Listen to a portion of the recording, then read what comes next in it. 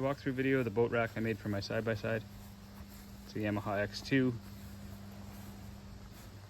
The rack itself is made from profile aluminum. It's the same stuff you would find on a sim racing rig from a company like SimLab, which is where I got the idea for it. It's very strong, very customizable, not very cheap, and rather heavy actually for aluminum. But it will take the weight.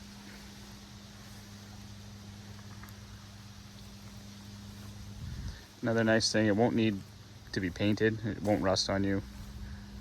It's not overly hideous like a lot of boat racks, and you can add to it as needs come up. So start at the front of the machine. Those are just some hardware store tie downs I used. I didn't want to put the hooks right on the bumper because I wanted to protect the powder coating. They grab the front of the boat. The bunks are aluminum with tabs welded on them. Those I had made at a fab shop. I had gone wood with carpet in the beginning, but the wood had too much flex. I found that your straps under high compression would have an opportunity to come loose and the boat would shift a bit. So I went to aluminum from a fab shop. And that fab shop made this top piece here, which is a plate tied into the cage with these guys. I wanted to avoid holes in the roof, but the first time I took it out, just as is, it rocked a lot and it just didn't feel comfortable. So 2 3/4 inch holes in the roof aren't horrible. I leave this piece in, but if I were ever to sell the bike, a couple of plugs and you'd be back to where you started. So in the back here, I have a sheet of 3/4 cut to roughly the shape of the rack itself, and that's mounted to the factory threaded holes, mostly as a placement piece, so I make sure I get it in the same spot every time. But as a bonus, I was able to mount a pack out plate on it and use this guy here. I use that one there as my fishing pack out. It has life jacket, safety kit, a fair bit of tackle for small lakes, and then this guy up here has a Garmin, an Eco Map 10 built into it. I used the 1 unit off my bigger boat, and I just bought a second cradle and power source, a Markham. I think it's a 23 amp hour battery. It works really good on a suction cup transducer. But the nice thing about the pack out plate is you can put whatever you want on there for whatever you're doing.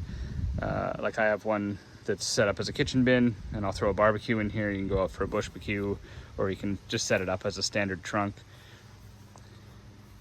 And the way that works, these 4 quick release straps in the corner grab onto the factory tie downs in the box, and they hold it in place. So four straps, and this thing is loose. It comes out. It's a 2-man carry, or I have a winch mounted to the ceiling of my garage, which makes it nice and easy. I decided to go with a sheet of 1/2 inch ply on the top, and that allows you to throw a lot up top.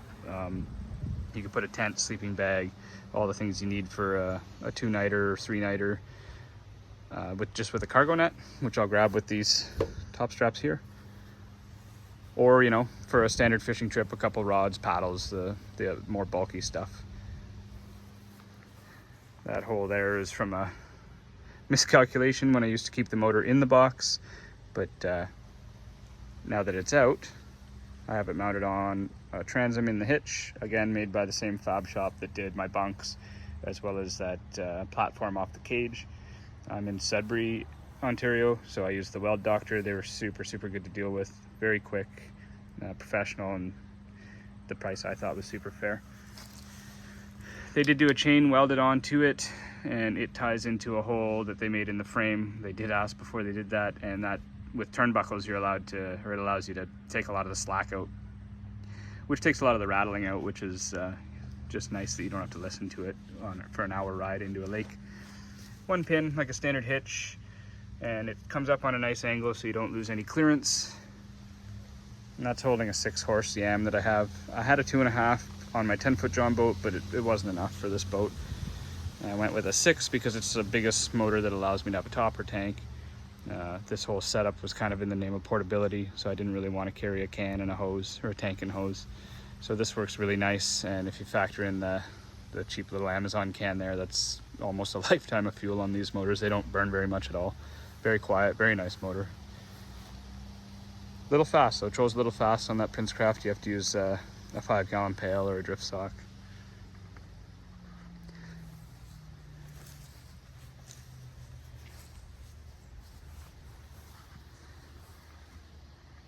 So again, on the walkthrough here, I do strap to the transom, which is how I wanted it. I asked, they said that's no problem. I was strapping down to the factory hitch, but the straps would wrap around that heat shroud, or heat shield rather, and they were damaging it. And one of the reasons I wanted this all to come off so easily and not damage the machine is I had a 10-foot John boat on a Razor, and most of the cosmetic damage on that Razor was due to the boat and rack setup. So I lost a lot of resale when I sold it from cosmetic damage, so I just wanted this to be nice and clean and easy. And then, as I've mentioned, you pull that rack out, you have your bike back, you know, for bird hunting or just a straight ride, barbecue out in the bush, whatever. You don't lose any clearance. But with the rack in and the boat up top, you can get this machine and that boat into pretty much anywhere that you could get the machine itself, which is nice. And you back the tires right up to the water, ditch the boat. I went with a Princecraft Sea Sprite because it's 135 pounds, so it's very, very manageable between two guys. It's a bit of a pain in the butt, especially for a shorter guy to get it up there alone. I'll get the nose up onto the rear bunk and then you can slide it up, but it is doable. So that's the setup there. I'm pretty happy with it. It works really, really well. Versus fishing the bigger water with a boat and a truck. This one here, the ride out, is actually enjoyable, same as the ride back. Lots of space. I'm very happy with the machine. It handles it well. One downside to the hitch mounted transom is the tailgate doesn't open. We talked with the fab shop about like making it that way, but they said by having it that far away with that much weight, it'd be a lot of leverage, and they couldn't guarantee that the thing would stay together. So it's a small sacrifice to make. It hasn't really been an issue yet, or something that I've hated thus far. It's just something I was thinking in the build phase. So that's the build. Anybody has any questions, you can put them in the comment, but pretty straightforward. The profile aluminum you can cut with a miter saw and a carbide tip blade. You buy it at Princess Auto in Canada, as well as the T-Nuts, and it works really good. It's, like I said, not cheap, but speaking with the fab shop, I said, what do you think it would have cost to have one of these welded up in aluminum? They said a lot more than that, so it ended up being cheaper, and it's customizable, which is nice. You can add pieces. Like I intend to add another pack out plate to this open area here, and then I'll have the ability to store even more stuff.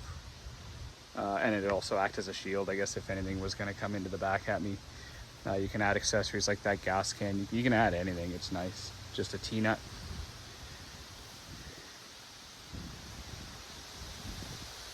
And then if you were to go to another machine, like let's say the X2 is not cutting it, and you could customize it, I'm sure with just a couple extra pieces you can make it fit any bike.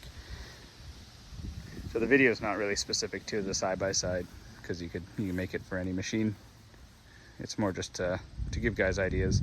So I've had a few people ask what that stuff is, because they've looked for boat racks as well and aren't super satisfied with what's out there in the aftermarket, or they don't want steel because of the weight, and so this is a good option.